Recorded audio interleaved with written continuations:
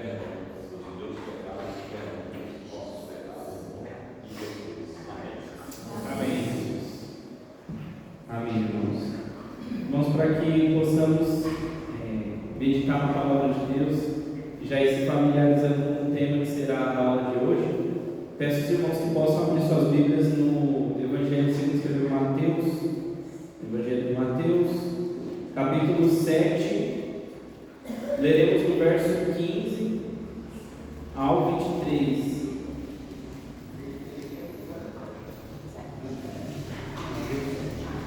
Nesta parte onde Jesus ele previne os seus seguidores dos falsos profetas. Ele adverte, que fiquemos atentos e iremos aprender um pouco mais com esse texto.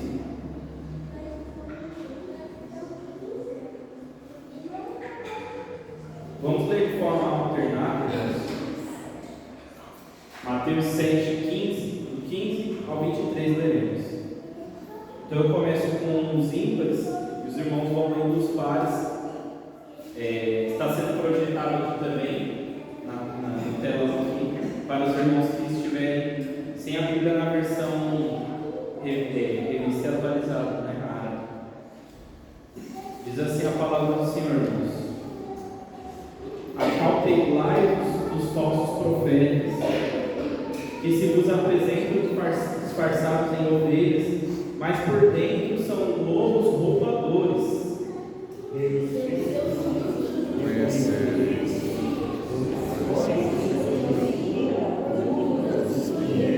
O figo dos abrolhos.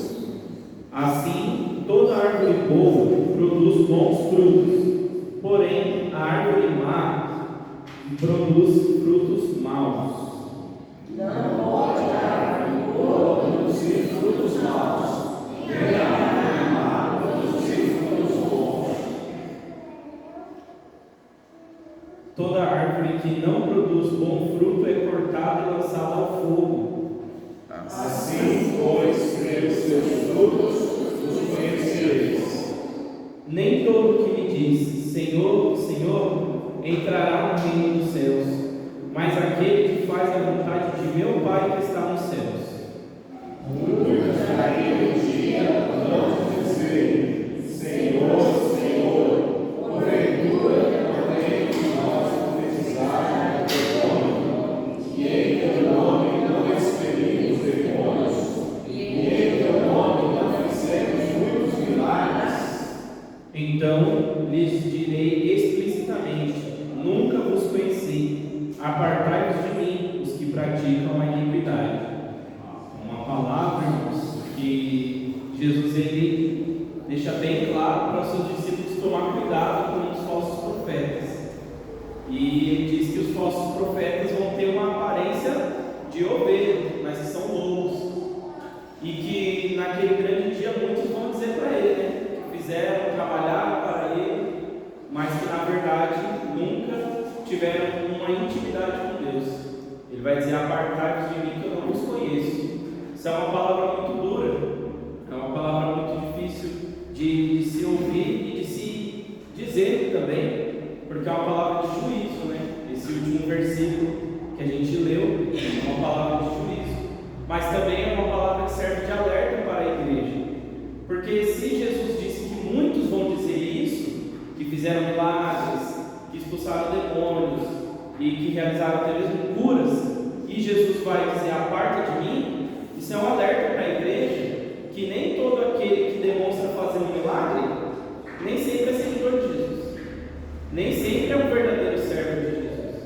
Isso não é um parâmetro para reconhecer um verdadeiro servo de Cristo, né? Aqui Jesus ele explica que pelos frutos você conhece a árvore, e não pela aparência, não é mesmo? Você vê uma aparência de uma árvore bonita e acha que é uma árvore frutífera, mas quando você vai ver é somente uma árvore que não dá frutos. Ela está ali com o seu tronco, né, bem engrossado, bem, né, cheio de folhas, bem verdinhas. Você chega perto, acha que tem um fruto bom, mas não tem. E às vezes uma árvore com os galhos finos, como a árvore de amora, por exemplo, tem os galhos finos, mas tem um fruto saboroso, doce. Então a aparência não é critério para a gente julgar. A gente tem que olhar os frutos. E também aqui Jesus ele deixa claro que não é a forma como a gente se mostra para os outros que Deus vai avaliar. Deus vai avaliar o nosso interior, a nossa natureza. Por exemplo, não adianta você querer mudar um leão. O leão ele come carne, isso faz parte da natureza dele. Somente Deus poderia mudar a natureza do leão para que ele não comesse mais carne. Da mesma forma o ser humano. O ser humano é pecador. Somente Deus pode mudar o coração do ser humano. Como diz lá no Velho Testamento, que Deus prometeu que tiraria o coração de pedra para colocar um coração de carne. Então só Deus pode transformar nossas vidas, irmãos. Quando a gente percebe que somos pecadores, devemos pedir a Deus que transforme o nosso coração e dê um coração de carne, para que a gente possa naquele grande dia ouvir Jesus dizendo assim: vinde benditos de meu Pai, porque só Ele pode transformar o nosso coração. Então, irmãos, para prosseguirmos, gostaria de convidar os irmãos que puderem se colocarem de pé, para que a gente possa estar entoando o hino 221, um vaso de bênção. E este hino aqui deve ser uma oração, né? Deve ser feito como uma oração, pedindo a Deus que nos deixe ser um vaso de bênção na sua mão, que nos deixe ser uma árvore boa para produzir bons frutos.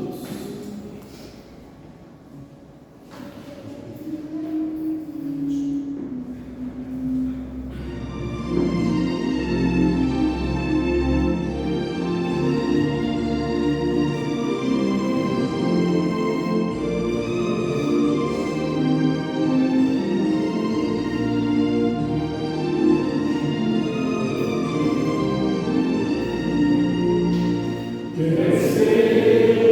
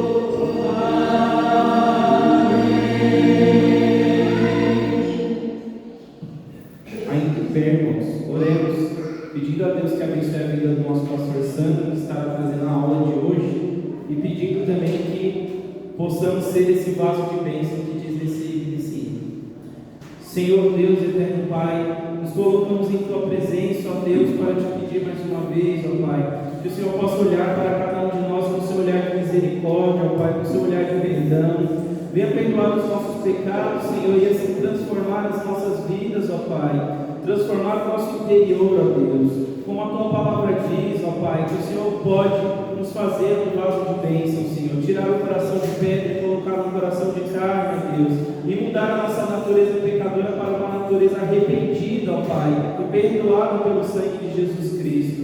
Ó Deus, nós te pedimos que abençoe a vida do nosso pastor Sandro, ó Pai, que já tem preparado a aula de hoje, ó Deus, que o Senhor já falou ao seu coração, ó Pai, que o Senhor lhe dê, Senhor, sabedoria para transmitir a palavra que vem da tua boca, ó Pai, da tua palavra, ó Deus. Nós te pedimos, Senhor, e te agradecemos, cientes da vitória no nome de Cristo Jesus. Amém. Amém.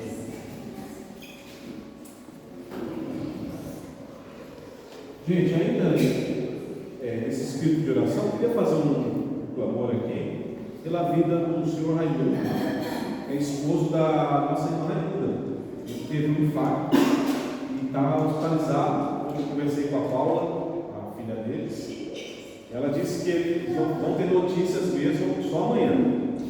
Mas ele fez cateterismo, que fala? Não, as notícias amanhã. Notícias médicas acho que amanhã. Mas ele fez essa cirurgia. Parece que está tudo bem. Mas carece das nossas orações, tá? Vamos orar pela vida dele e também o Senhor venha ter misericórdia da vida dele e venha alcançá-lo para o Evangelho. Um padrasto também, você está hospitalizado, ele sofreu acidente de cama desse carro, também machucou. Então, Juscelino também. Sua esposa?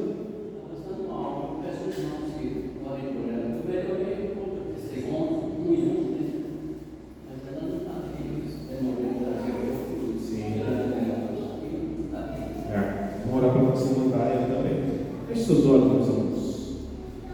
Santo Deus, bondoso Pai, bendizemos ao Senhor pela tua graça e misericórdia. Meu Deus, nesse momento queremos levantar um clamor como igreja do Senhor por essas três vidas, três almas, Senhor Deus. Nossa irmã Daia, que tem passado mal, que o Senhor venha estar abençoando a vida dela, reduzindo suas dores, confortando, Senhor Deus, seu coração, para que ela tenha, Senhor Deus, viver de forma sem dores e sem essas aflições que está atingindo a vida dela. Rogamos pela vida dela e pela sua recuperação total, em nome de Jesus.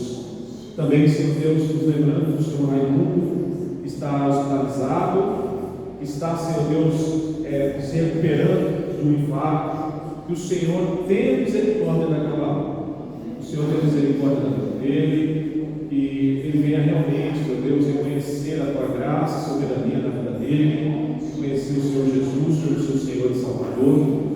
Oramos pela recuperação física e também pela alma dele. Que o Senhor tenha misericórdia dele. E também confie, Senhor Deus, pelo Juscelino. Nós pedimos que o Senhor tenha compaixão dessa vida, que está bastante machucado, que sofreu um acidente, um trabalhador, que precisa, Senhor Deus, estar bem de saúde para o seu sustento. O Senhor tenha compaixão e misericórdia da vida dele. Rogamos pela recuperação da sua saúde, também pela salvação da sua alma. O Senhor, meu Deus, vai ao encontro dessas pessoas. Em nome de Jesus, oramos. Amém. Bem, vamos sentar. Nós teremos hoje a lição número 4 dessa revista, Estudos Bíblicos em Filipenses e Colossenses, Cristo, nossa alegria e suficiência. E a lição 4 de hoje, meus irmãos, vai falar sobre a identidade do cristão. Qual que é a verdadeira identidade do crente, daquele que serve a Cristo. Eu vou pedir ajuda aí para o João, para estar passando os slides. Por favor, meu filho. Vamos colocar aí os primeiros slides, por favor. Estão conseguindo chegar? Sim. Então, o tema da aula é as marcas do verdadeiro cristão. Ou seja, não é apenas uma marca, mas várias marcas. Tá? Nós vamos estar passando por cada uma delas. E o texto básico, eu peço que os irmãos deixem aberto. Filipenses capítulo 3. E ao longo das marcas a gente vai estar vendo os versículos relacionados, tá bom? Filipenses capítulo 3. Deixem aberto a Bíblia nesse texto e vamos seguir.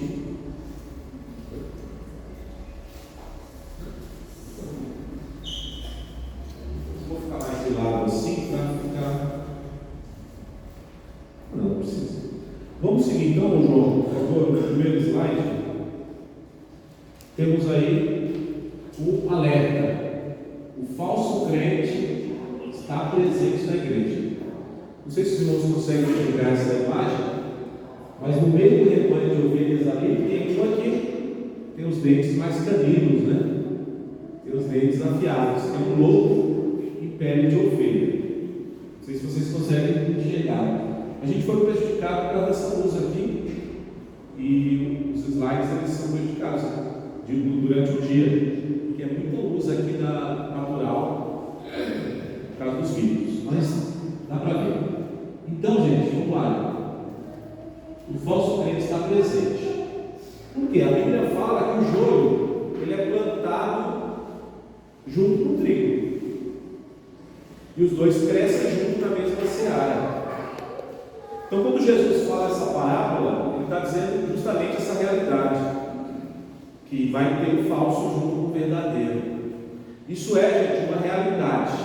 É uma realidade. E nós devemos ficar atentos a isso. Tá? Então, seguindo. Filipenses 3:2. Vamos ler? Vocês estão com ele aberto aí, então? O que ele diz, Filipenses 3:2? Quem achou pode ler.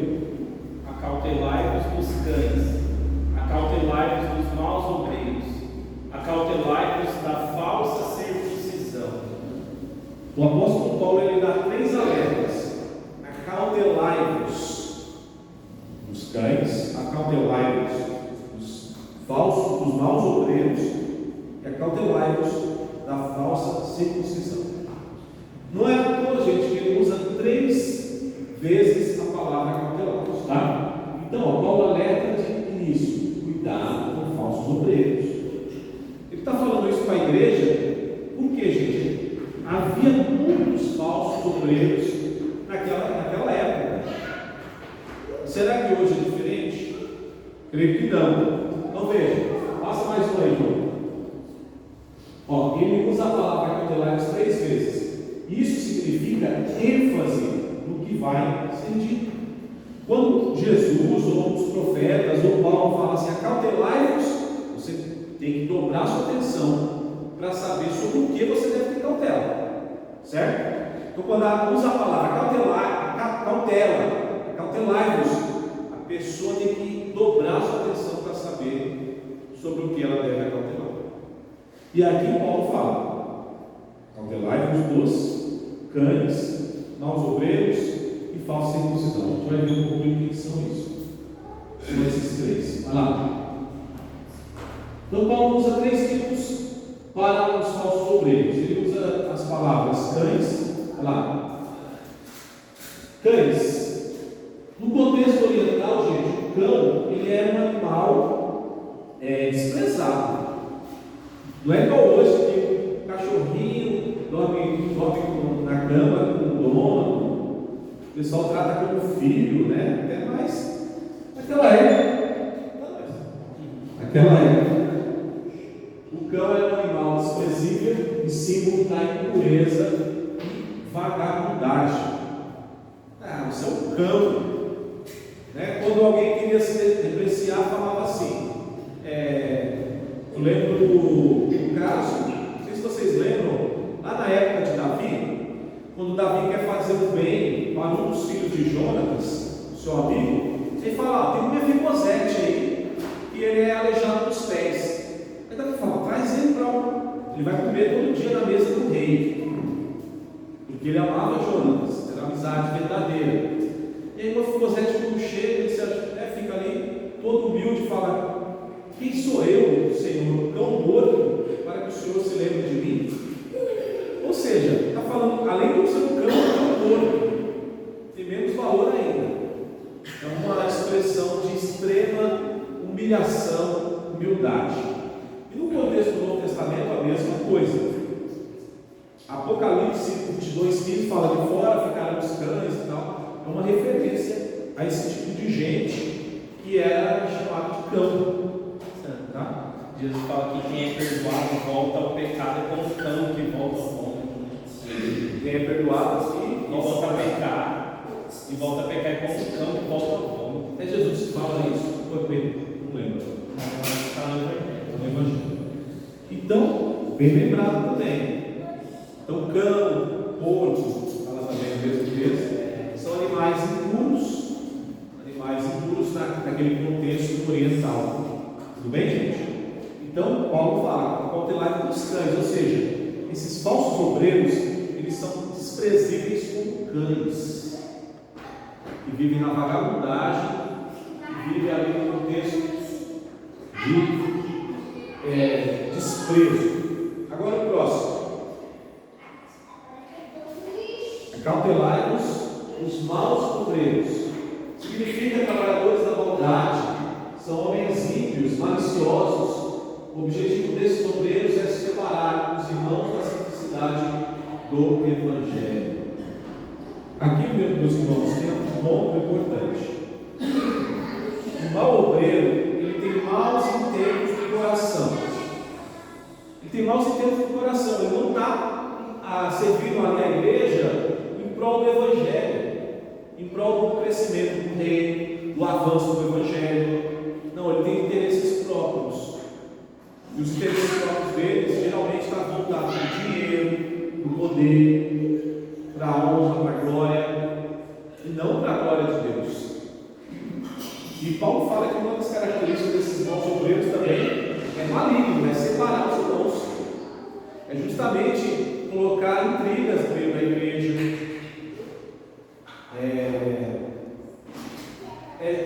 Impedir que a pessoa chegue ao conhecimento do Evangelho, a simplicidade do Evangelho. Então esses são os maus obreiros. Eles fazem a obra para o mal, para o maligno, não para Deus, não para Cristo. Cautelai-vos desses também, como está dizendo. E o terceiro: acautelai-vos da falsa circuncisão. A falsa circuncisão aqui é uma referência direta aos judeus ou judaizantes. Paulo vai combater mais ferozmente esses judaizantes no livro de Gálatas, porque esses judeus convertidos, eles queriam fazer com que a igreja dos gentios, no caso os filipenses, que eram gregos, eles guardassem toda a lei judaica. Então queria circuncidá-los, queria que eles guardassem o sábado, que eles guardassem a dieta dos judeus, e as festas, os dias santos da religião judaica. E Paulo acha que isso é um empecilho colocado sobre a igreja gentílica, que a igreja gentílica tinha que focar na sua fé em Cristo, na sua salvação, na sua graça, e não cerimônias judaicas que eram para os judeus, era para o povo judeu, tá, gente? Então Paulo chama de falsa circuncisão, e ele diz assim: esses maus obreiros eram judaizantes, ou seja, judeus que insistiam que os gentios deviam observar os ritos judaicos. Esses homens estavam substituindo a graça de Deus pelos méritos humanos na exploração ali financeira. Muitos deles estavam interessados em ser beneficiados pela igreja. Coloca você, gente, no lugar deles, da igreja, por exemplo. A igreja é nova, acabou de receber o evangelho, está conhecendo a graça. Eles eram pagãos, eles eram gregos, eles acreditavam em Zeus, acreditavam em Apolo, Poseidon, em Artemis. E aí eles recebem o evangelho de Jesus Cristo. E eles então precisam de mestres para crescerem na fé. Não tinha Bíblia, gente, como nós temos hoje. O cânon do Novo Testamento estava sendo formado ainda, só tinha o Antigo. E as cartas de Paulo, dos outros apóstolos, estavam sendo escritas ainda. Então a igreja precisava de orientação, de discipulado, precisava de ensino. E aí apareciam os mestres judeus, os caras que já conheciam a lei, que já eram do judaísmo. Apareciam na igreja como mestres, e aí falavam: ó, vocês aqui, filipenses, vocês estão servindo a Deus de forma errada. Cadê? Danilo, você já foi circuncidado? Aí Danilo: não, Paulo não falou nada sobre isso. Pois é, está errado, você tem que ser circuncidado, porque é um mandamento do Senhor. Está lá em Gênesis 17. Aí, você foi circuncidado? Não. E assim, gente, eles traziam confusão para a igreja. Confusão para a igreja. Vocês estão guardando o sábado aqui? Não, está errado. Vocês estão guardando a festa de Shavuot? Estão guardando a festa de Pentecostes? Estão guardando a festa da Páscoa? Guardando a festa dos tabernáculos? Então, Paulo vai falar sobre isso em Gálatas. Leia o livro de Gálatas, que Paulo fala. Ele chega a falar assim: aquele que se deixar circuncidar está desprezando Cristo, como se Cristo valesse nada. Paulo chega até a fazer uma oração imprecatória contra esses judaizantes. Ele fala: tomara se cortassem quando fizessem a circuncisão. E depois em Colossenses também, ele vai falar: ninguém vos julgue por sábados, por dias de lua nova, festas. Ele exalta Cristo. Tá, gente? O evangelho, ele é simples. Necessário você crer, você defende Jesus, que ele é Salvador da sua alma, e que ele fez todo o trabalho por você. Os méritos dele na sua vida te darão salvação. E a nossa obrigação como cristão não é guardar a lei judaica, mas guardar a lei de Cristo. É andar de acordo com o Evangelho. E nós vamos estar vendo o que é realmente isso para ser verdadeiro cristão, que é o tema da nossa aula. Pode passar, João.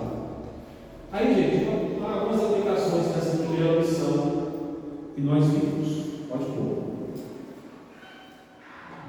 Primeiro, gente, você deve ficar atento quanto aos falsos obreiros dos seus discípulos. Como você identifica o falso? De que forma você identifica alguma coisa falsa? Conhecendo o que é verdadeiro. Certo? Quando você conhece o que é verdadeiro, o falso você identifica. Não é? Vou pegar um exemplo aqui. Você trabalha com... Vai lá. Você trabalha com eletricista ali. Vou pegar o exemplo da gente de novo. Trabalha com eletricidade. Aí tem os fios bons, né? E os fios ruins, mais barato no mercado. É bem fajuto. Ou tem os painéis lá tal. E aí você sabe, quando você conhece. Agora eu vou lá comigo tudo é igual. Porque eu não conheço o verdadeiro. Quando você conhece o verdadeiro, você identifica o falso com mais facilidade. E a igreja, gente, deve estar atenta ao falso ensino. E como você vai saber o falso ensino? Conhecendo o verdadeiro evangelho. Quando você conhece o verdadeiro evangelho, você ouviu uma pregação ali que saiu fora da doutrina, você falou, opa, aí tem cheiro de heresia. Você percebe na hora. Só que a pessoa não conhece a Bíblia, não busca aprender do Senhor, não vem na igreja, e aí é enganado facilmente. Aí quando Paulo fala, fica indo de ventos de doutrina, uma confusão. Nossa, não sei. A pessoa pega um estudo com o testemunho de Jeová, o outro pega estudo com o adventista, aí assiste o programa do Valdomiro. Você está se alimentando com heresia. Como é que você vai saber o que é verdadeiro? E aí gera confusão, gente. Então, firmar o que é verdadeiro. Vamos lá. Outra aplicação. Saiba que a igreja está exposta a homens simples maliciosos. Jesus não coloca um campo de força na igreja e passou o falso profeta e fulminado. Não. Deixa entrar. Deixa até pregar. Você lembra que você leu Mateus 7? Senhor, em teu nome eu preguei. Olha só, eles tiveram a oportunidade de pregar, de até fazer milagres. Mas Jesus falou: nunca vos conheci. Apartai-vos de mim, vós que praticais a iniquidade. Homens ímpios no meio da igreja. No meio dos 12 apóstolos não tinha um que era traidor, quanto mais hoje. Então, gente, atentos ao que é falso, e a igreja está exposta a isso. É por isso que vocês têm que orar sempre pela liderança da sua igreja. Senhor, não deixe que esses homens se corrompam, que eles venham ser firmes no Evangelho, fiéis a Cristo, e honrem e amem a igreja. Essa é a nossa oração, gente, em todas as instâncias da IPB, desde o conselho até o presbitério, Sínodo e Supremo Conselho. Tudo bem? Tem uma passagem que diz que é mister que haja heresias para que os sinceros se manifestem. Não lembro onde que está, mas tem essa passagem. Verdade. Então, porque o erro vai apontar a verdade também. Mas infelizmente muita gente é enganada, gente. Infelizmente, muita gente é ludibriada. Você vê muito isso em artistas que se convertem, entre aspas, com todas as aspas do mundo, tá, gente? Porque conversão genuína são poucos. São poucos, eu falo isso sem medo de errar. Por quê? A pessoa se converte em uma dessas igrejas modernas que estão na mídia, e aí lá o cara é sugado, dando até o dinheiro da poupança deles. E aí? Depois eles se decepcionam e colocam a igreja no mesmo balaio. Os pastores são tudo ladrão, a igreja é julgadora, aí a pessoa quer voltar para o pecado, e volta para o pecado, volta para uma lamaçal do pecado e sai falando mal da igreja. O que nós entendemos? Primeiro, que a igreja, essa igreja está corrompida, então ela fez parte de uma igreja doente. Se você faz parte de uma igreja doente, lógico, vai ter escândalo, vai ter abuso, vai ter um monte de coisa. E aí você tem até a razão quando você faz uma crítica. Porém, gente, a pessoa também tem coração. Se eu estou numa igreja que ela está doente, não tem pregação da palavra, que a pessoa só quer saber do meu dinheiro, que a pessoa só quer saber, não quer saber das aulas, não vou falar com você, muito obrigado, eu estou indo embora. Eu saio e vou procurar uma igreja sadia. A Bíblia fala que existem igrejas que estão mais puras e igrejas que estão mais corrompidas. Já no primeiro século, quando você lê Apocalipse, capítulo 2 e 3, tem as 7 igrejas da Ásia. Jesus só elogia a igreja de Filadélfia. Não tem nenhuma crítica. Olha, vocês são bênçãos, vocês estão morrendo pela fé, vocês serão recompensados. Só elogio. Aí chega na igreja de Laodiceia, só misericórdia. Estou a ponto de vomitar vocês a minha boca. As duas igrejas eram iguais? Lógico que não. Você queria ser membro da igreja de Laodiceia ou da igreja de Filadélfia? Eu queria ser membro da igreja de Filadélfia. Tinha uma das igrejas, não lembro qual é agora, que tinha uma profetisa lá, que era chamada de Jezabel. Estava corrompendo lá os irmãos. Tinha outra que estava seguindo a doutrina de Balaão, dos Nicolaitas, que eram heresias da época. Então, gente, o erro está sempre ao redor da igreja. Se o pastor não estiver atento, vigiando o rebanho, entra o falso, o lobo e devora as ovelhas. Isso é fato. Tem mais aí, irmão? Entenda que os falsos mestres devem ser resistidos. Cabe à igreja denunciar, cabe à igreja resistir ao falso ensino, ao falso mestre. Isso não é rebeldia, não, é zelo pela verdade. O pastor vem aqui e prega lá, ele vai ter heresia. Vocês têm que procurar o conselho. Meus irmãos, no dia tal, o pastor tal falou isso é uma heresia de acordo com a Escritura. Gostaríamos que vocês tomassem uma providência. Então, as coisas são feitas na IBB com ordem e essência. Tá? Não é você tirar o pastor aqui atrás, nada disso.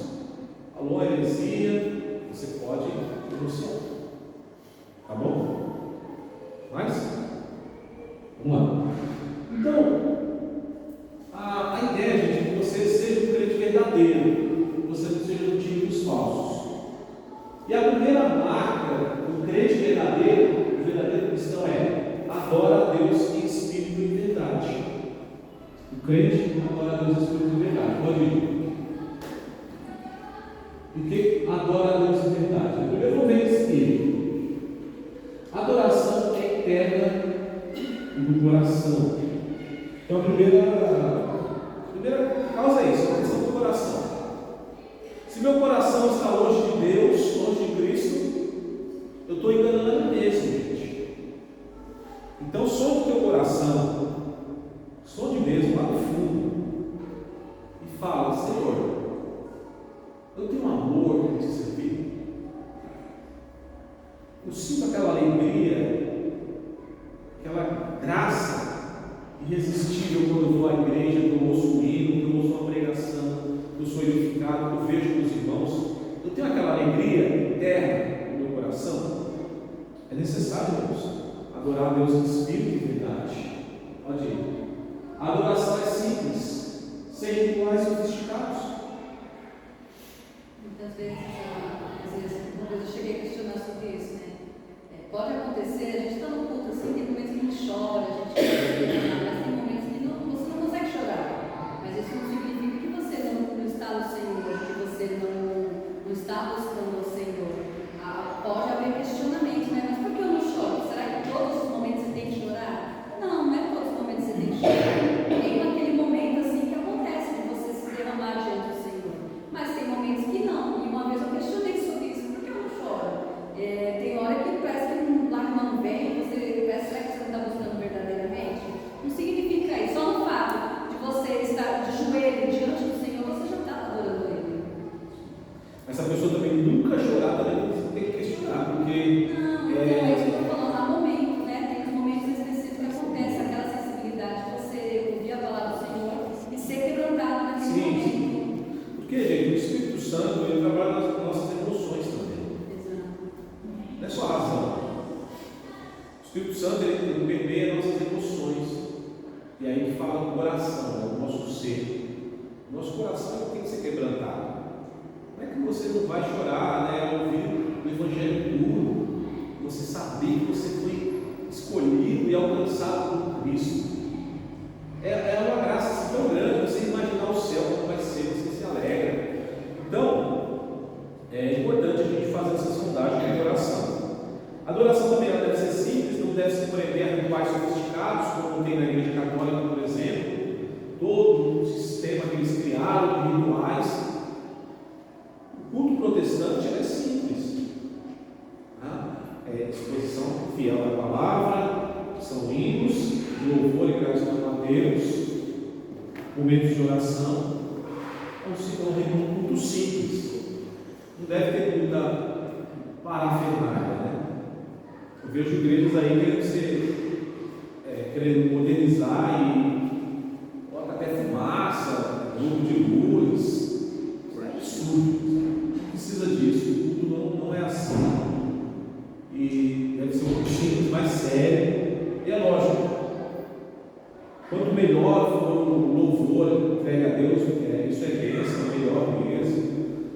Melhor pregação, melhor oração que fizermos, isso sim é para glorificar a Deus, mas não de rituais sofisticados. A ideia é essa. Quando você adora a Deus em espírito de verdade, não precisa disso. E aí, a adoração também deve ser reverente. E aqui cabe, gente, algumas aplicações para a igreja. Por exemplo, está tendo a adoração ao Senhor na igreja, está tendo a pregação da palavra. No momento de culto, a pessoa fica se distraindo no celular. A gente está até conversando sobre isso ontem, né, no Catecúmenos, a questão de você dar o celular para a criança para deixar quieta na hora do culto.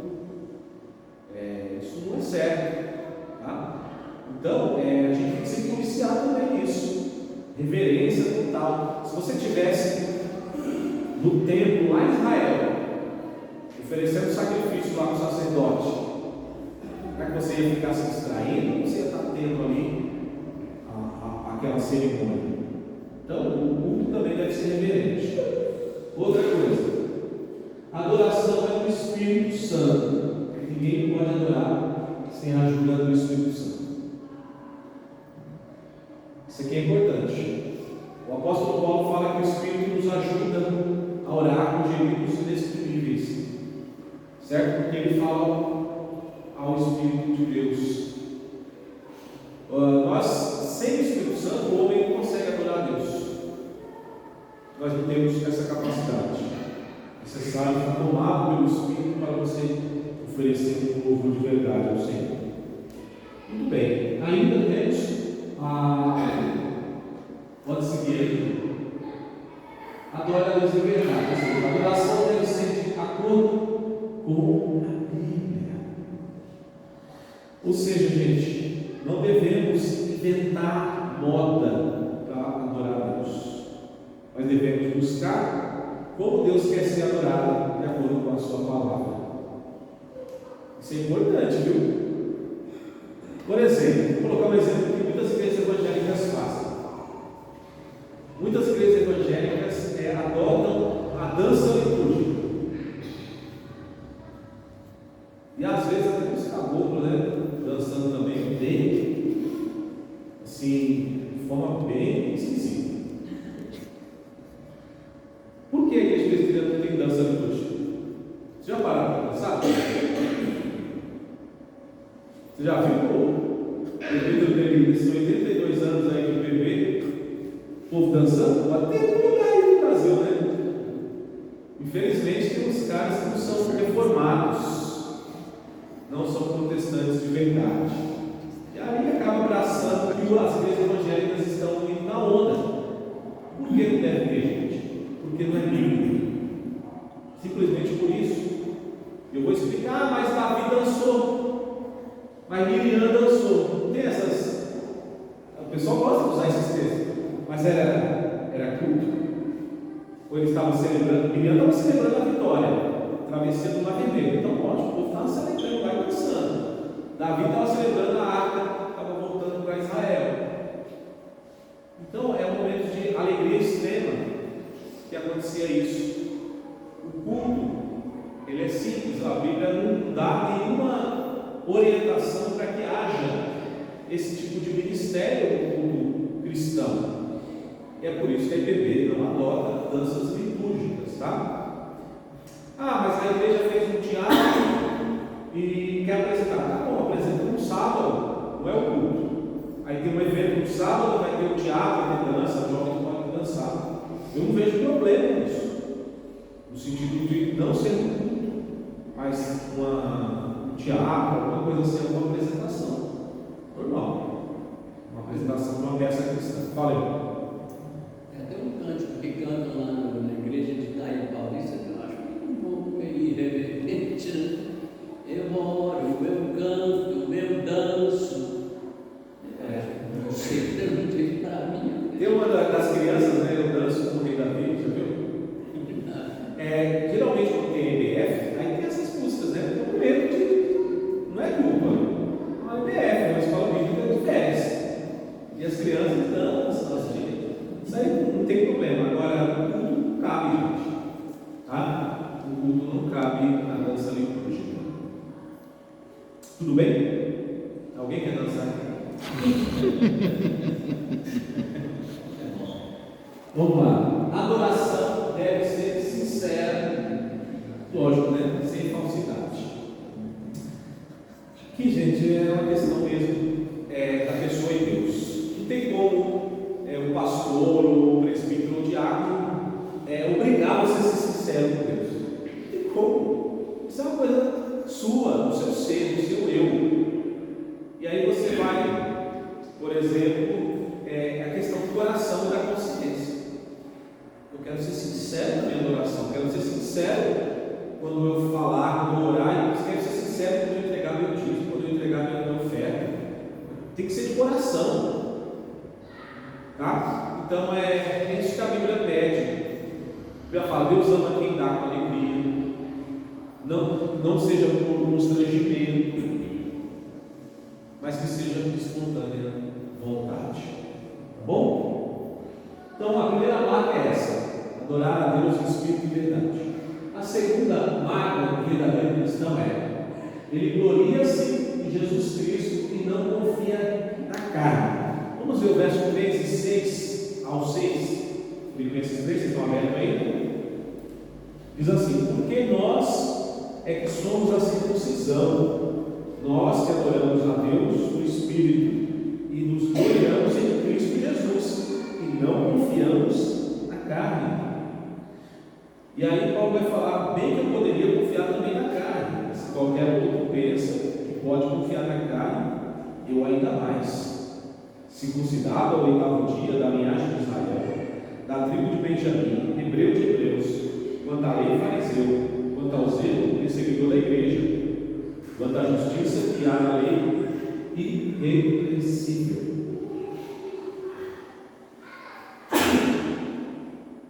Então vamos lá, meus irmãos. Esse tópico nós não podemos confiar nos nossos méritos, não podemos confiar na nossa linhagem, na nossa carne.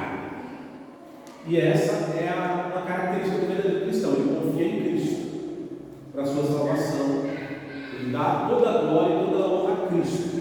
Pode seguir aí. Precisamos descansar a nossa salvação na pessoa e na obra de Cristo Jesus. Tá? Vamos lá. O apóstolo Paulo afirma que não põe a sua confiança na sua carne. E olha, ele tinha vários motivos. Se tinha alguém que tinha motivos para confiar na sua carne, na sua religiosidade, na sua linhagem, esse alguém era Paulo.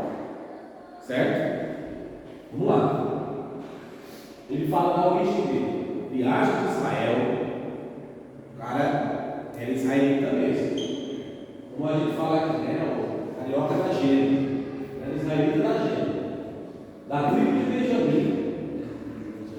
Não é à toa o nome dele é Saulo, que é. Qual o ancestral dele famoso? O rei Saul. Era da tribo de Benjamim. Então ele recebeu essa homenagem.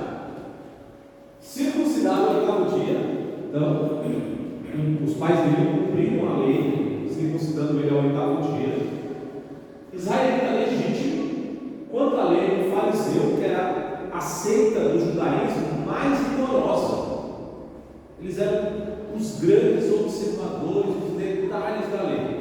Fariseu, porque tinham os saduceus, certo? Tinha outros grupos, tinha os zelotes, tinha outros grupos, mas os fariseus eram aqueles que eram mais rigorosos na guarda da lei. Paulo era um, ele aprendeu com Gamaliel.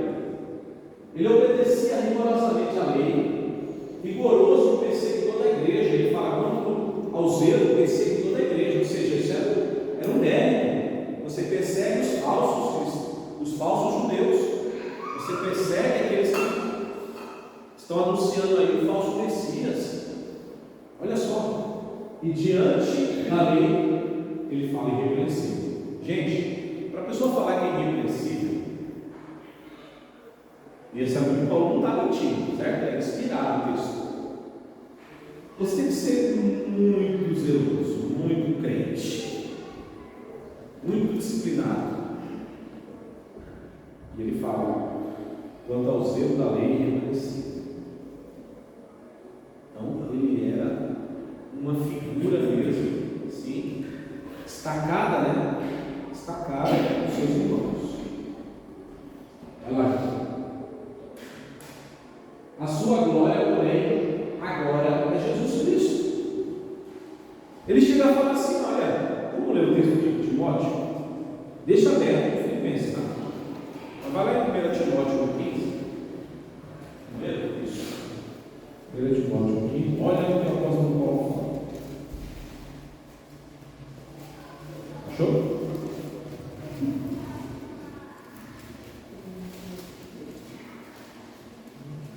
Quem achou aí, meus irmãos? Pode ler, por favor. Fiel e digna a palavra de toda aceitação que Cristo Jesus veio ao mundo para salvar os pecadores, dos quais eu sou o principal.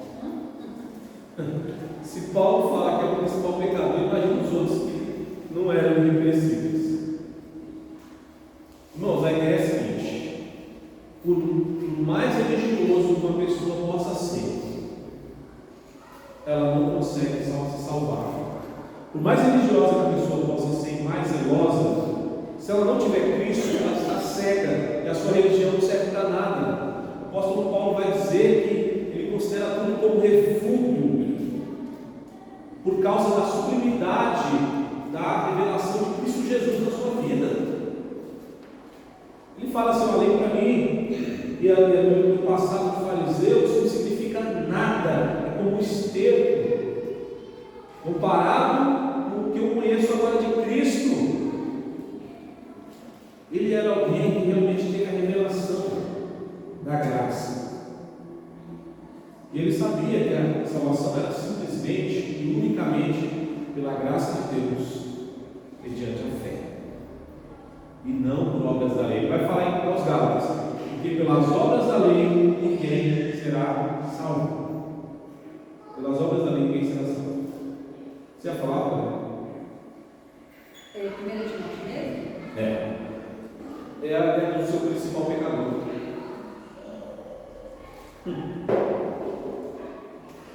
Seguindo, então, vamos lá, o próximo, a terceira marca. Tá? Então, a primeira marca é adorar a Deus em espírito e verdade. A segunda é não confiar jamais na sua carne. Você confia em Cristo, tudo bem? E a terceira marca do verdadeiro cristão é deseja conhecer mais a Cristo. Olha o verso 7 a 11. Vamos lá, Filipenses. Pode ler, Rodrigo, por favor. Mas porque para mim era lucro, isto considerei perda por Cristo, por causa de Cristo. Sim, deveras considero como perda por causa da sublimidade do conhecimento de Cristo Jesus, meu Senhor, por amor do qual perdi todas as coisas e as considero como refúgio para conseguir a Cristo e ser achado nele, não tendo justiça própria que procede da lei, senão a que é mediante a fé em Cristo, a justiça que procede de Deus, baseada na fé, para o conhecer o poder da sua ressurreição e a comunhão dos seus sofrimentos, conformando-me com ele na sua morte, para de algum modo alcançar a ressurreição dentre os mortos. Isso. Então veja, Paulo, porque ele dá o testemunho dele. Ele fala: gente, esse meu passado, essa minha glória como judeu, esse meu pedigree da família judaica, eu considero isso como refúgio por causa da sublimidade do conhecimento de Jesus Cristo, do meu Senhor. Então vamos lá. O verdadeiro cristão, ele abre mão de tudo porque deseja conhecer mais a Cristo e ser achado nele. É o maior tesouro que você encontrou. O verdadeiro cristão, ele sabe que Cristo é o maior tesouro que existe na sua vida. E que nada, gente, nada no mundo pode separar desse amor.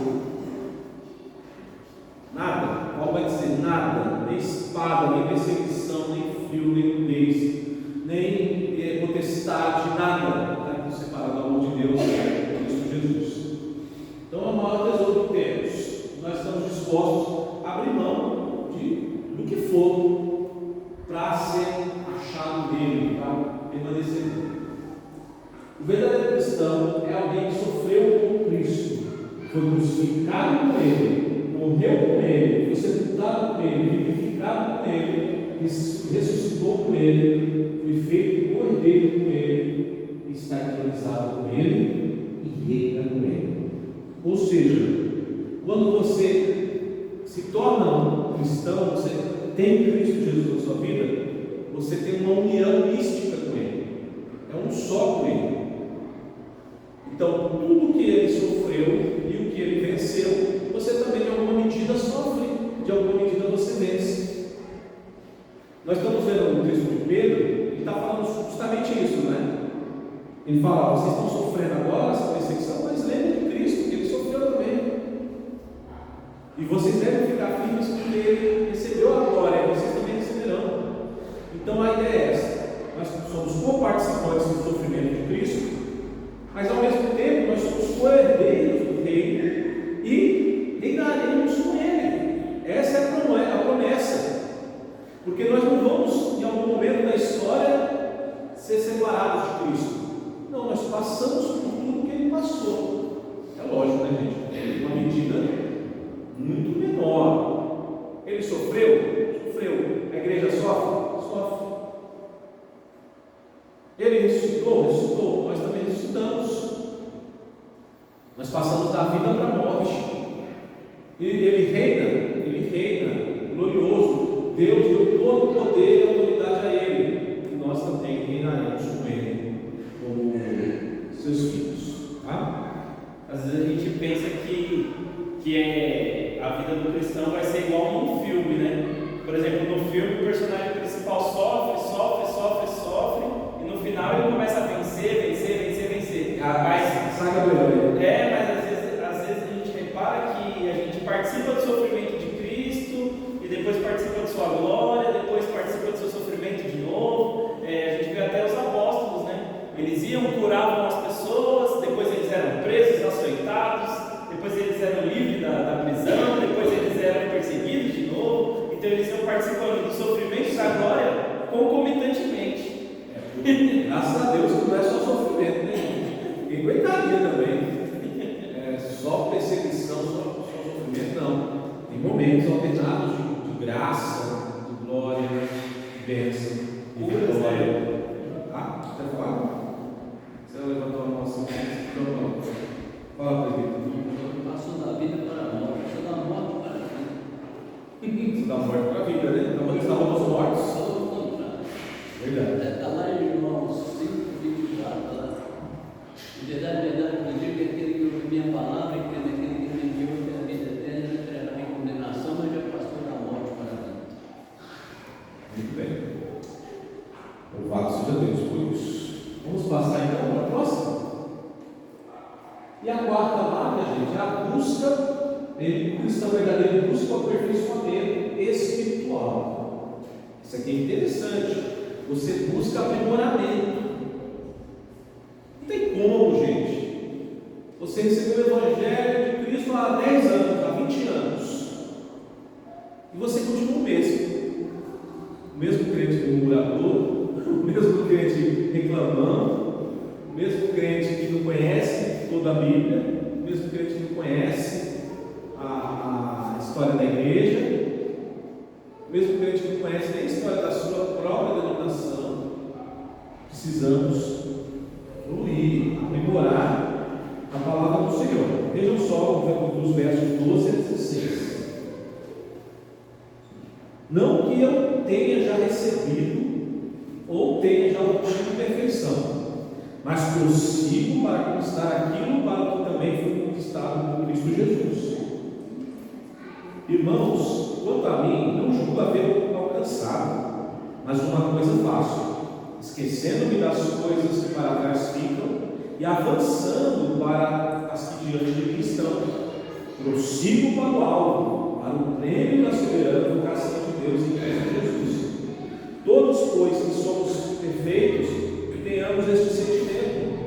E se porventura pensais de outro modo, também isso Deus vos esclarecerá.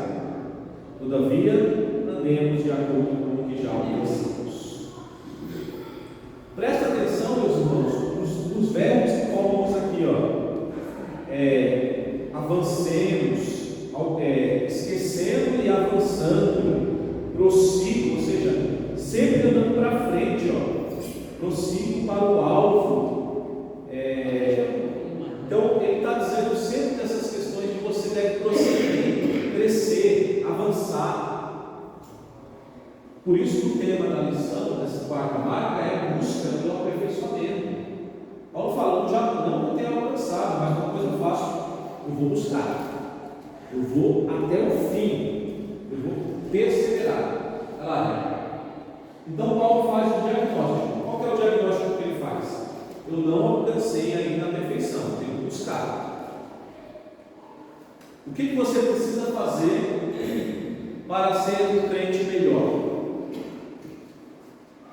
Você sabe. Você sabe o que você pode fazer para melhorar a sua espiritualidade, para ser uma bênção maior na igreja, para ser o melhor pai, uma melhor mãe, uma melhor irmã, para ser o melhor obreiro, melhor diácono, melhor pastor. Nós sabemos, devemos ter essa perseverança de Paulo. Eu vou buscar, eu vou avançar. Então o diagnóstico é: não alcancei a perfeição. Próximo.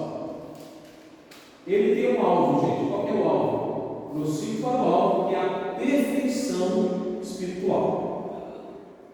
Esse deve ser o nosso objetivo. Eu vou crescer na graça. Eu não quero ficar gatinhando como um anão espiritual. Eu vou crescer. Próximo. E Paulo tinha 3 estratégias para alcançar esse alvo. Quais eram as estratégias dele? Primeiro, olha lá. Ele esquecia o que ficava para trás. Esquece o passado que te envergonha, o passado que te entristece, que tem aquela mágoa que tem que lançar no mar do esquecimento. Esquece disso. Vida que segue, bola para frente. Isso é uma estratégia, gente. Porque quando você fica remoendo coisas ruins no passado, isso só vai te atrasar. Isso não vai te deixar prosseguir. Esquece. Vamos para frente. Não? Segunda estratégia de Paulo. Ele prosseguia e avançava de maneira perseverante. Perseverança. Temos que ter isso, gente. Olha, eu vou perseguir. Não deu certo esse ano, mas eu vou ano que vem. Tá? Mas olha, falar é fácil, né? Falar daqui é fácil. Mas quando você está naquela luta e você quer muito aquilo e você tem um não como resposta, você fica batido. Fala, também vou desistir de tudo. Nós somos assim, gente. Poucas pessoas eu conheço que sabem que tem sempre um ânimo que não deixa ele se abater. Então, nós temos que lidar com o fracasso também, com o não. Nós temos que aprender a lidar com o que não é do nosso tempo. Certo? Eu lembro de um episódio que eu queria ir para o seminário. Eu me apresentei, eu consegui receber, eu fiz as leituras exigidas e tal. Aí fui para a reunião do presbitério, toda feliz. Vou prestar um vestibular. Aí fui, aí na reunião decidiram lá que eu não tinha que cumprir mais uma etapa lá do plano. Chegou ali para mim, foi o fim. Falei, nossa, só o ano que vem. Eu fiquei muito triste, porque eu achei que já tinha estado tudo certo. E não era para ser naquele tempo. Não era para ser em 2016, era para ser em E hoje você fala com tranquilidade, porque você já passou.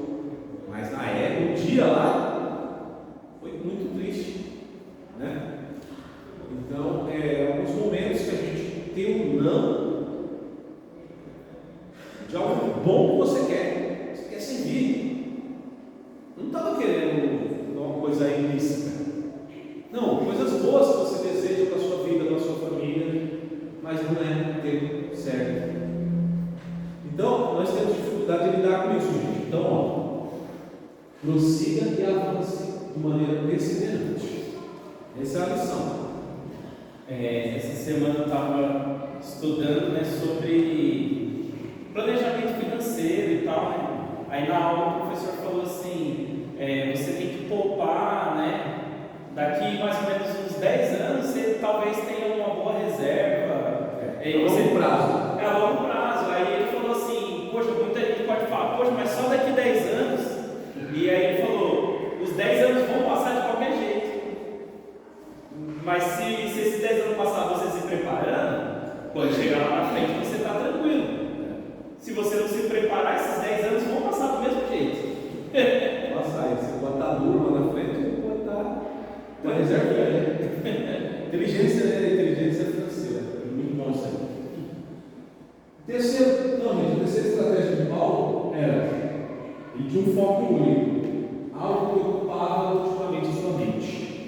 Olha só, então, esquecer para trás fica, ser perseverante na caminhada e com um foco. Você tem um foco, você tem um objetivo. Qual que é esse objetivo? Paulo fala que é o prêmio. Ele fala que era o alvo, que ele perseguia o prêmio da soberana vocação de Deus em Cristo, na verso 14. Ele não estava correndo ao léu, ele não estava correndo sem expectativa ou de forma aleatória, ele estava correndo com um objetivo, ele estava correndo porque ele perseguia um alvo. Nós temos aqui o Marcelo, que é o atleta da igreja, é o corredor. Quando ele corre na São Silvestre, qualquer outra maratona, qual é o objetivo? Qual é o alvo? É você terminar a corrida e ganhar a medalha lá, para postar no Facebook e no Instagram, né? E bater lá no seu quarto. Eu consegui. Eu queria ter uma medalha daquela. Não é qualquer um que consegue, tem que ter preparo para correr. Então, quando você persegue um alvo, é como se fosse um atleta. Paulo está fazendo uma analogia aqui com um atleta de corrida. Ele prossegue para o alto, resistindo, persistindo, esquecendo das coisas que para trás ficam, lesões, várias coisas. E ele fala então que ele tem um foco na sua mente, no alvo, no prêmio, na vitória. No caso da igreja, no caso espiritual, esse prêmio é a vida eterna, gente. É a comunhão com Cristo. É você estar crescendo espiritualmente. Esse é o nosso alvo. Tá? Vamos lá então. Paulo também tinha uma motivação, foi o que eu falei, o prêmio, que é a vida eterna. Essa era a motivação dele. Para ele isso era mais importante que qualquer coisa. Certo? Olha. E temos ainda, gente, uma quinta marca que vai. É a quinta e última. Não é a última, não, tem mais menos. Essa quinta marca que o apóstolo vai nos ensinar aqui coloque-se como exemplo de vida cristã. Essa marca tem a ver com testemunho cristão, a sociedade, a igreja, todos os ambientes que você for. Então, essa é uma marca do verdadeiro cristão, testemunho. Veja aí, vamos ler os 17 a 19? Por favor, alguém me ajude?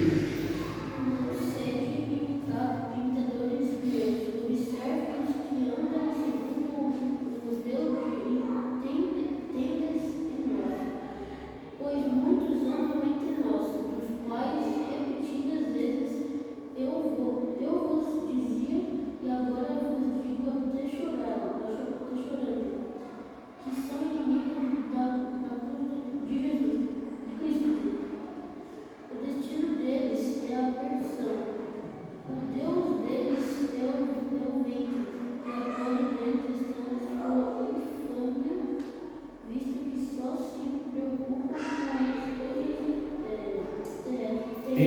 terrenas.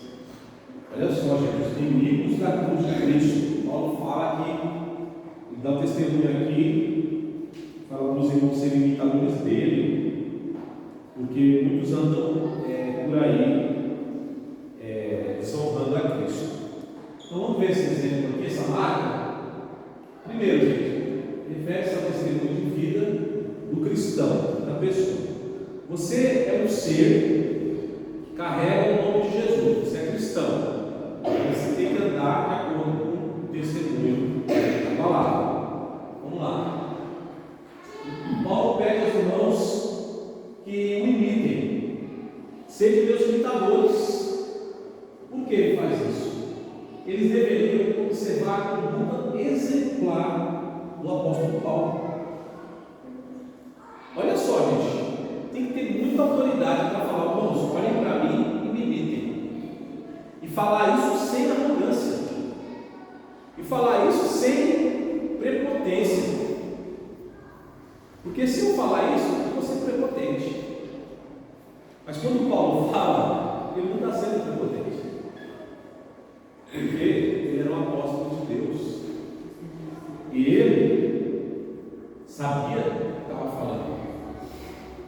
Ele não estava falando por arrogância, estava falando para que os irmãos tivessem um modelo a seguir, um exemplo de fé, igual o professor. Ele estava falando não com arrogância, mas como um professor. Exatamente. O professor fala, olha, faça uma conta do jeito que eu estou fazendo aqui, faça uma letra do jeito que eu estou fazendo aqui. Sim, e tem mais. Diante dos falsos, tinha um monte de falsos mestres. Tinha Paulo. Ele falou: não imite esses homens, imite a mim. É nesse sentido, gente. Ele tem que fazer isso. Ele tem que dar um referencial para aqueles irmãos. O referencial é ele, um apóstolo de Cristo. Tá? Então não tem arrogância aqui nesse texto. Vamos lá. Jesus era o modelo espiritual de Paulo. E os líderes devem ser modelos para o rebanho de Deus. Paulo fala: sejam meus imitadores como eu sou de Cristo. Cristo é o modelo máximo e deve ser o modelo máximo nosso de toda a igreja. Mas no caso que Paulo está falando, sejam meus imitadores, tá? E os líderes também deveriam ser modelos do rebanho. Próximo. Paulo faz um contraste entre ele e os falsos mestres. Paulo, ele é fiel pregador do Evangelho. Jesus é a sua glória, ou seja, ele busca a glória de Cristo. E também a preocupação dele é com as coisas celestiais. Já os falsos mestres, vamos lá. Os falsos mestres preocupam-se apenas com as coisas materiais. Olha o que Paulo fala deles. O destino deles é a atenção, no verso 19. O Deus deles é o vento, ou seja, eles só se preocupavam em se dar bem, em aproveitar o que a igreja tinha a oferecer. A glória deles está na sua infâmia, ou seja, naquilo que eles faziam de pecaminoso, eles se gloriavam ainda. Tá? Porque muitos judaizantes se gloriavam porque não conseguiam circuncidar um gentil. E Paulo fala: a glória deles é infâmia, eles estão sendo infames ao fazer isso e ainda se gloriam, visto que só se preocupam com as coisas terrenas. A visão deles era baixa, era só horizontal, eles não enxergavam nada além disso. É religião. O apóstolo Paulo não, ele estava preocupado com as coisas celestiais, olhava para Cristo, pensava no reino de Deus. Então esse contraste é muito claro aqui nas palavras de Paulo. Próximo. Algumas aplicações finais aqui, meus irmãos. E aí, para vocês anotarem essas aplicações finais daquilo que a gente aprendeu hoje. Primeiro, o verdadeiro cristão mantém uma vida de adoração e busca crescer espiritualmente. Perceba o que ele fala assim: mantém. O que é manter? É você zelar para que aquilo continue prosperando. Você já recebeu a boa semente do Evangelho. Você conhece a Cristo, você adora a Cristo, você se batizou em nome de Cristo, você serve a igreja local em nome de Cristo. Mas você tem que manter isso e crescer espiritualmente. É um desafio, gente. Eu tenho que ser um cristão melhor amanhã do que eu sou hoje. Eu não posso regredir na fé. Certo? Porque tinha muitos nessa época que estavam regredindo, deixando a graça e abraçando o judaísmo. Você está regredindo. O cristianismo é uma evolução do judaísmo. É a revelação total de que o Messias veio, de que ele cumpriu tudo que Deus tinha determinado. Mas eles não estavam progredindo, estavam até regredindo. Então mantém uma vida de adoração e busca crescer espiritualmente. Segunda aplicação: o verdadeiro cristão fala muito pelo seu testemunho de vida e exemplo espiritual. Você quer conhecer alguém, entender como aquela pessoa pensa, qual o cristianismo que ela exerce, que ela pratica? Olhe para a vida dela. É uma pessoa de oração? É uma pessoa que você pode chegar e falar assim: irmã, olhe por mim por esse motivo, porque eu sei que você é uma pessoa que ora. Ou você pode fazer uma pergunta bíblica, teológica. Se é um estudioso da palavra, o que significa isso, meu irmão? Então olha só, gente, o verdadeiro cristão fala muito pelo seu testemunho de vida e exemplo espiritual. A ideia aqui é a seguinte: Paulo fala de irmãs mais velhas, casadas, que devem ser exemplo, ensinar as mais novas a amarem seus maridos e a serem excelentes donas de casa. A Bíblia trabalha com exemplo. A figura do presbítero, o ancião, quer dizer que as suas trans, ou seja, os seus cabelos brancos, a sua velhice, deve ser sinônimo de sabedoria, deve ser sinônimo de exemplo cristão que vai ensinar os jovens. Tá? Então, a Bíblia trabalha com testemunho. Testemunho é fundamental, gente. É fundamental para nós termos autoridade para falar do Evangelho. Porque se você não tem uma vida toda bagunçada, não tem testemunho, quando você for falar do Evangelho com um vizinho, com uma pessoa, ela vai falar: meu, você não está dando testemunho. Então, a gente tem que zelar muito por isso. Zelar. Nós não somos perfeitos, viu? A gente vai ter nossos erros. Lá em casa eu sempre me preocupo com gritaria. Falando muito alto, sai da testemunho. Às vezes dá um grito na molecada e esse é um testemunho. Corrige, mas tem que ter um certo ponto. Então nós não somos perfeitos, porém devemos buscar perseguir a perfeição, perseguir o exemplo máximo que é Cristo, ser imitador de Cristo. Terceiro e último, o verdadeiro cristão preocupa-se com as coisas celestiais. Nosso objetivo, gente, não está aqui na terra, não. Essa igreja bonita aqui, vai passar. Isso aqui é temporário. É uma bênção? Deus preparou isso para nós nos reunirmos. Preparou isso para nós termos uma certa qualidade de culto. Mas isso aqui é coisa terrena. Lá no céu a gente tem que olhar. Onde tudo será perfeito, onde não terá mais dor, onde não terá mais choro, nem lágrimas, porque tudo estará debaixo da perfeição de Cristo Jesus, o Senhor. Creio que é isso a lição de hoje. Tem mais nada, né, irmão? Que Deus nos ajude, gente. Nos abençoe e nos dê a sua santa graça para seguirmos como verdadeiros cristãos nesse mundo de trevas. Deus nos ajude. Alguém tem uma pergunta final, uma colocação? Antes de nós encerrarmos a oração? Não? Vamos nos colocar de pé e orar? Buscar o Senhor.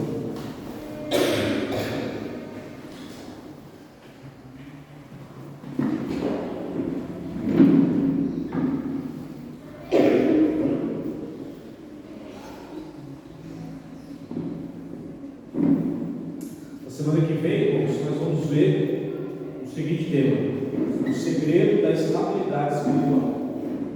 Vamos aprender como ser estáveis espiritualmente falando, tá bom? Boas lições temos nessa revista, porque ela é baseada totalmente no livro de Filipenses e Colossenses, tá? Por enquanto nós estamos vendo Filipenses, mas logo chegaremos em Colossenses. Feche seus olhos nesse momento, vamos orar e buscar a graça do Senhor. Pai bendito, Deus maravilhoso, te amamos, Senhor, com todo o nosso coração. Nós te servimos com alegria, queremos ser sinceros na nossa devoção, e pedimos a tua graça, a graça do Espírito sobre nós, sobre nossos filhos, sobre nossa família. Pedimos sobre a tua graça sobre a nossa igreja, que venha ser um farol verdadeiro de iluminação nesse mundo de trevas. E nós, Senhor Deus, como crentes, falhos que somos, possamos dar bons frutos, bons testemunhos diante da sociedade brasileira. Em nome de Cristo Jesus, rogamos as bênçãos do Senhor sobre o teu povo, a igreja, que o Senhor nos ajude. Que o Senhor venha nos ajudar a reconhecer o que é falso, separar o que é verdadeiro. O Senhor venha nos ajudar a crescermos espiritualmente, adorando o Senhor em espírito de verdade. Que o Senhor, meu Deus, venha nos dar a tua bendita e operosa graça para te servirmos com fidelidade ao Senhor. É no nome de Jesus que oramos e agradecemos. Amém. Pode sentar.